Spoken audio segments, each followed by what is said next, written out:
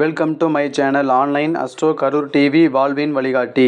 Mobile எண் 8072125687. Online astro Karur TV வாழ்வின் வழிகாட்டி.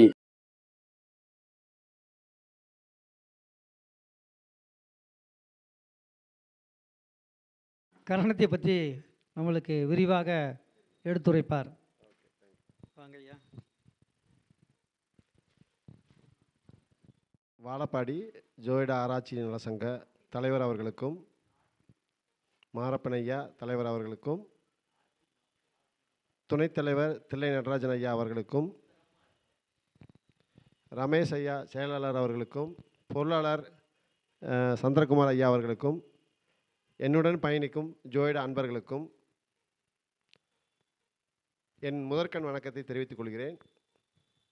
எனக்கு கொடுத்த தலைப்பு நான் எப்போவுமே கர்ணத்தை பற்றி தான் பேசிட்டு அடுத்த தலைப்புக்குள்ளே போவேன்.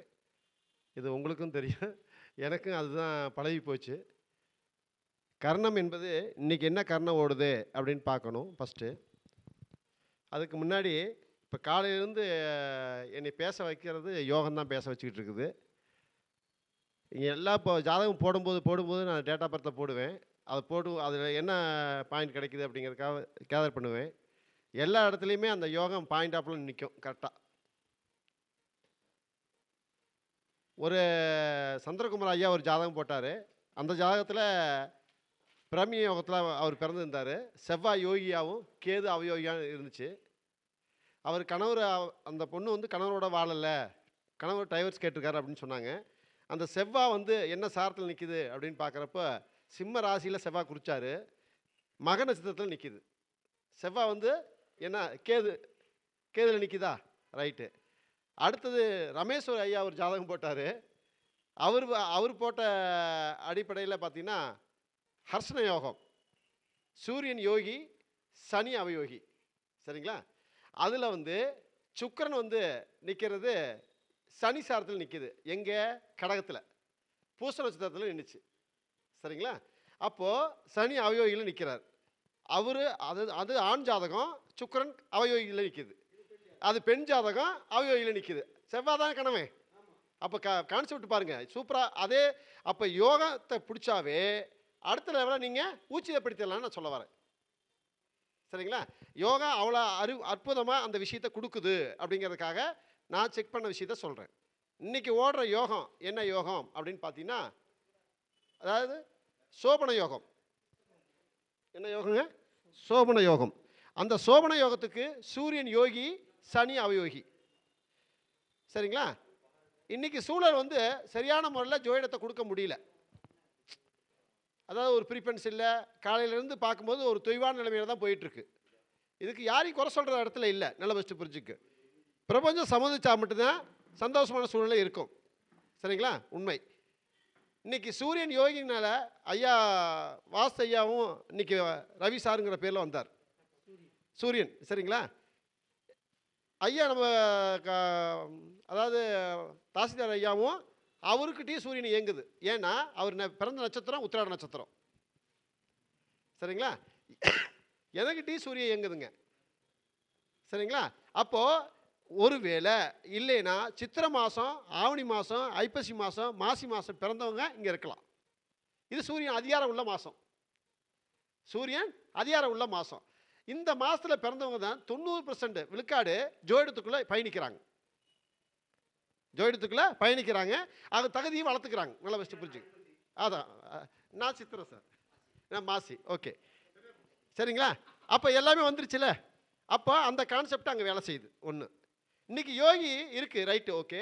இதுக்கு சம்மதம் யார் கொடுக்கணும் அப்படின்னா திதி தான் ஃபஸ்ட்டு சம்மதம் கொடுக்கணும் சார். உள்ளுக்கு ஆகணும்னா திதி சம்மதம் கொடுக்கணும். இன்றைக்கி திதி சூனியம் என்ன அப்படின்னு பார்த்தா சப்தம் திதி.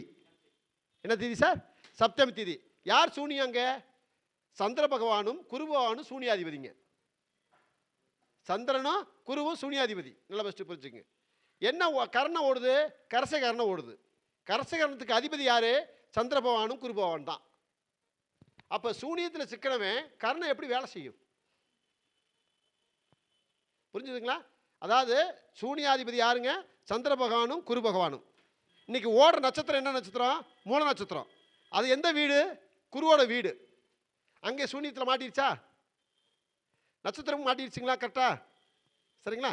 அப்போ குரு பகவான் சூனியத்தில் மாட்டாரு, சந்திர பகவான் சூனியத்தில் மாட்டாரு. சந்திர பேர் உள்ளவங்க வந்தாலும் அது பாதிப்பு தான், ஏமாற்றம் தான். நல்ல பெஸ்ட்டு புரிஞ்சுக்குங்க. அப்போ கர்ணாதிபதியும் போய் என்னத்தில் மாட்டிடுச்சுங்க? சூனியத்தில் மாட்டிடுச்சு. அதனால இன்னைக்கு நாள் ஒரு மங்களகரமான நாள் இல்லை அப்படிங்கிறது விதி. புரிஞ்சுக்கு. ஓகே ஓகே சரி. தேங்க்யூ. ஒன்றும் பிரச்சனை இல்லை சார். நம்ம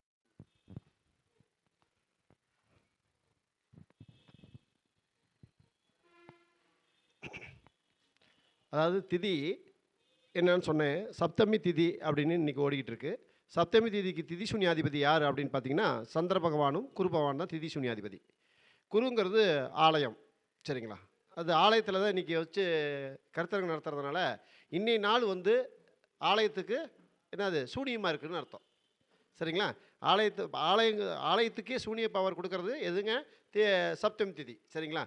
ஏன்னா சந்திரனும் அங்கே வராங்க, குருவும் வராங்க, சரிங்களா? அப்போ குரு உச்சமாகிறது எங்கே? சந்திரன் வீட்டில் தான். குரு உச்சமாகிறது சந்திரன் வீட்டில் தான். அப்போ உச்ச பவரும் நீசமாயிருச்சு, ஆட்சி பவரும் நீசமாயிருச்சு, சரிங்களா? அப்போ ரெண்டும் இல்லைன்னா ஆலயத்துக்கு பவர் இல்லை. நல்ல பெஸ்ட்டு புரிஞ்சுங்க.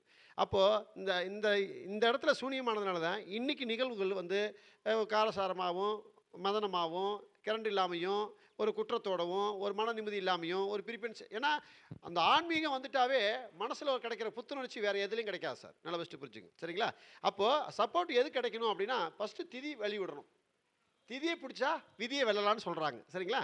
அப்போ திதி வழி விட்டால் தான் விதியை வலியும். நல்ல பெஸ்ட்டு புரிஞ்சு விதி வெற்றியாகும். அப்போ திதியை பிடிச்சா வெற்றியாகலாம், விதியை வெற்றியாகலாம் அப்படின்னு சொல்கிறாங்கன்னா எதுக்காக சொன்னாங்க அப்படின்னு கேட்டிங்கன்னா அந்த திதி வழியாக தான் கர்ணங்கள் உதயமாகுது, யோகங்கள் உதயமாகுது, எல்லாமே உதயமாகுது, சரிங்களா? அதாவது திதிங்கிறது முன்னோர்களுக்கு ஒரு தர்ப்பணம் கொடுக்கறது தான் திதியை பயன்படுத்துகிறாங்களே தவிர வாழ்க்கையில் வேறு எதுலேயும் பயன்படுத்துறது இல்லை. நல்லா ஃபஸ்ட்டு புரிஞ்சுங்க.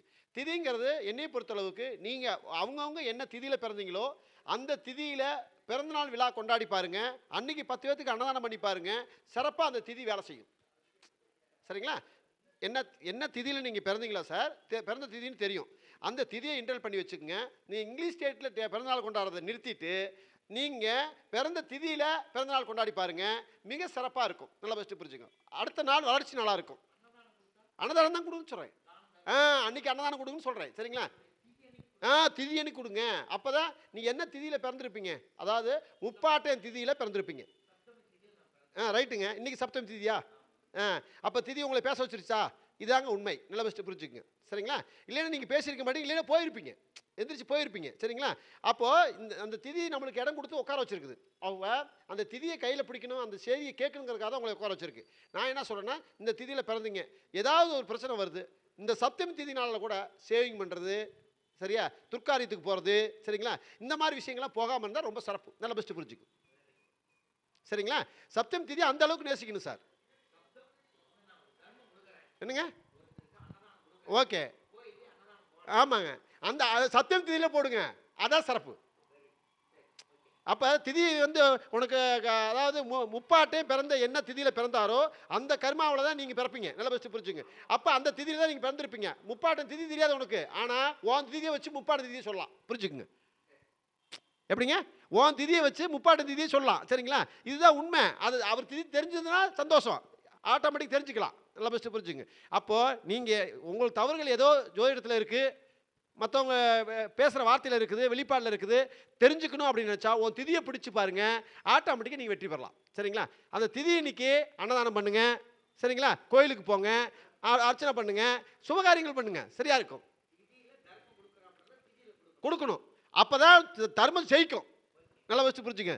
திதியில் தர்மம் பண்ணால் வாழ்க்கை ஜெயிக்கும், புரிஞ்சுங்க. நீங்கள் வேறு இதில் தர்மம் பண்ணுறதெல்லாம் புண்ணியம் இல்லை. நல்லா வச்சு புரிஞ்சுங்க. ஏன்னா முப்பாட்டனே வந்து அருளிச்சு கொடுக்க வைக்கிற விஷயம் திதியில் பண்ணால் மட்டும் கிடைக்கும், சரிங்களா? அப்போ அந்த திதியில் பண்ணி பாருங்கள், சிறப்பாக இருக்கும். இன்னும் கூடுதலாக, சரிங்களா? கர்ணம் ஒரு மனிதனுக்கு வருஷத்தில் ஒரு நாள் திதியும் கர்ணமும் யோகமும் வாரமும் சேர்ந்து வருங்க சார். வருஷத்தில் ஒரு நாள் கண்டிப்பாக சேர்ந்து வரும். எல்லாமே 5 அங்கங்கள் கூடியது தான் பஞ்சாங்கம், சரிங்களா? அந்த 5 இதுவுமே சேர்ந்து ஒரு நாள் வரும், சரிங்களா? அன்னைக்கு நீங்கள் விரதம் இருங்க, முழு விரதம் இருங்க, அன்னைக்கு அன்னதானம் பண்ணுங்க, ரொம்ப சிறப்பாக இருக்கும் சார் வாழ்க்கை. அதை கண்டுபிடிச்சி வச்சுக்குங்க. உங்கள் ஒரு பஞ்சாங்கம் வாங்கினீங்கன்னா வருஷம் ஃபுல்லாக அதில் இருக்குது. சரிங்களா? செக் பண்ணி வச்சுக்கோங்க. அது கூட செக் பண்ண முடியும். என்ன பண்ணுறது? யோகம், கர்ணம் ஒரு நாளில் வரும். கண்டிப்பாக கம்பல்சரி வரும். அன்னைக்கு நீங்கள் விருதம் இருங்க, சூப்பராக இருக்கும். அன்னைக்கு பிறந்தநாள் கூட கொண்டாடி பாருங்க, சூப்பராக இருக்கும். நல்லா வச்சு புரிஞ்சு என்னங்க, கிழமையும் வரும். நீங்கள் பிறந்த கிழமை எல்லாமே ஒன்றா வரும் சார். ஒரு நாள் வரும், ஒரே வாட்டி தான் வரும். சரிங்க, ஓகே ஓகே ஓகே சரிங்களா? இது எல்லாம் ஒன்றா வரும் சார். ஒரு நாள் ஒன்றா வரும். சரிங்களா? எனக்கு இப்போ போன மாதத்துக்கு மாதம் தான் ஒன்றா வந்துச்சு. சரிங்களா? ஆமாங்க. அந்த யோகம் நானும் திருதி யோகம் தான். ஐயா பக்கத்தில் உட்காந்துருக்காரு பாருங்க, அவரும் திருதி யோகம் தான். சரியா? அதனால தான் நீங்கள் 2 பேரும் ஃப்ரெண்ட்ஷிப் ஆனீங்க. அதனால தான் நீங்கள் 2 பேரும் ஃப்ரெண்ட்ஷிப் ஆனீங்க. சரிங்களா? அப்போ அந்த யோகம் நம்மளுக்கு சம்மந்தம். அவர் ஐயா என்ன சொன்னாருங்க, நான் மேற்கு பார்க்க வாசப்படின்னு சொன்னார். நான் சொன்னேன், ராகு தான் சார் யோகி. ராகுக்கு என்னங்க வாசல்? மேற்கு தானே? ஆமாங்க. சரிங்களா? சுக்கிரன். அதனால தான் இப்போ எனக்கு ராகு தான் யோகி, அவயோகி சார் சுக்கிரன். நல்லா வச்சு புரிச்சுக்கு. ஓகே. ஆ தெரியாது, ஆனால் அது பிரபஞ்சம் உனக்கு கொடுத்தது. சரிங்க சரிங்க ஆ ஆ சரிங்க ஆ ஆ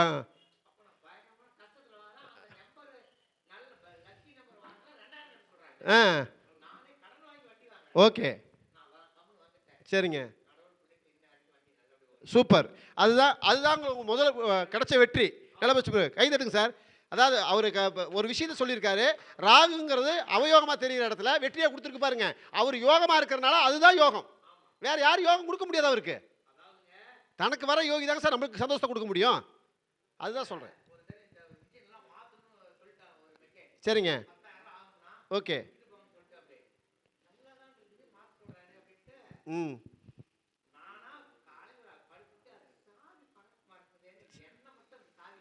ஆ சூப்பர் வெரி குட் சரிங்களா?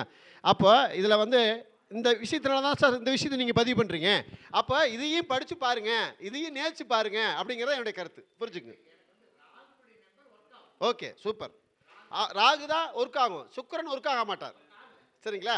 சுக்கிரன் ஒர்க் ஆகாது. சரிங்களா?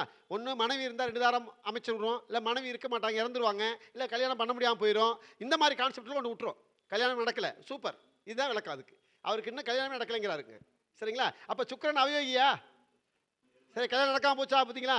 இதுதான் விளக்குங்க. விதிங்கிறது ஒரு முறை எழுதப்பட்டது தான். நான் பிறக்கும் போது எழுதப்பட்டது தான். அதில் என்ன திதியில் பிறந்திருக்கோம், என்ன கர்ணத்தில் பிறந்திருக்கோம், என்ன யோகத்தில் பிறந்திருக்கோம் அப்படின்னு தெரிஞ்சுக்கிட்டா அதுபடி தான் நம்ம வாழ்க்கை இருக்கும், அதுபடி தான் நம்ம பயணமும் இருக்கும் அப்படிங்கிறத என்னுடைய விதி. சரிங்களா?